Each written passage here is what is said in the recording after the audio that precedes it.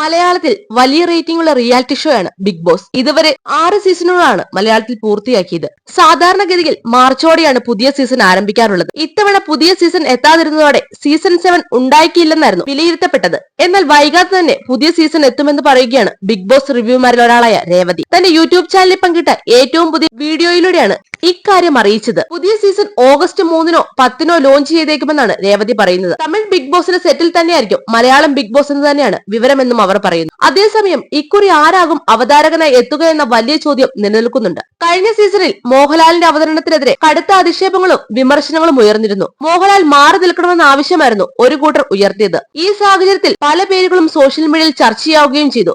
മോഹൻലാലിന് പകരക്കാരനായി സുരേഷ് ഗോപിയോ മുകേഷോ വന്നേക്കും, അല്ലെങ്കിൽ നടി മമത മോഹൻദാസിനെയോ പൃഥ്വിരാജിനെയോ അല്ലെങ്കിൽ ടോവിനെയോ പരിഗണിച്ചേക്കും എന്ന് തുടങ്ങിയ അഭിമുഖങ്ങളും ഉണ്ടായിരുന്നു. തമിഴിൽ ഇത്തവണ കമലഹാസന് പകരം വിജയ് സേതുപതിയായിരുന്നു അവതാരകനായി എത്തിയത്. ഷോയുടെ റേറ്റിംഗിനെ ഇത് സാരമായി ബാധിച്ചേക്കുമെന്നുള്ള ചർച്ചകൾ ഉണ്ടായെങ്കിലും വിജയ് സേതുപതിയുടെ വരവ് ഷോയുടെ റേറ്റിംഗ് ഉയർത്തിയെന്നാണ് റിപ്പോർട്ടുകൾ. അതുകൊണ്ട് തന്നെ തമിഴിലെ പോലെ മോഹൻലാലിന് പകരം ഒരു യുവ നടനോ നടിയോ വരുന്നത് ഷോയ്ക്ക് ഗുണം ചെയ്യുമെന്നാണ് ഒരു വിഭാഗം ചൂണ്ടിക്കാട്ടുന്നത്. എന്നാൽ ഷോയുടെ ഏറ്റവും വലിയ ആകർഷണം തന്നെ മോഹൻലാൽ ആണെന്നിരിക്കെ അദ്ദേഹത്തെ മാറ്റുന്നത് കടുത്ത തിരിച്ചടിയാകുമെന്നാണ് മറ്റൊരു വിഭാഗം ചൂണ്ടിക്കാട്ടുന്നത്. അതേസമയം ചർച്ചകൾ എങ്ങനെയൊക്കെ നടന്നാലും ഇക്കുറിയും മോഹൻലാൽ തന്നെയായിരിക്കും അവതാരകനായി എത്തുന്നതെന്നാണ് രേവതിക്ക് പറയാനുള്ളത്.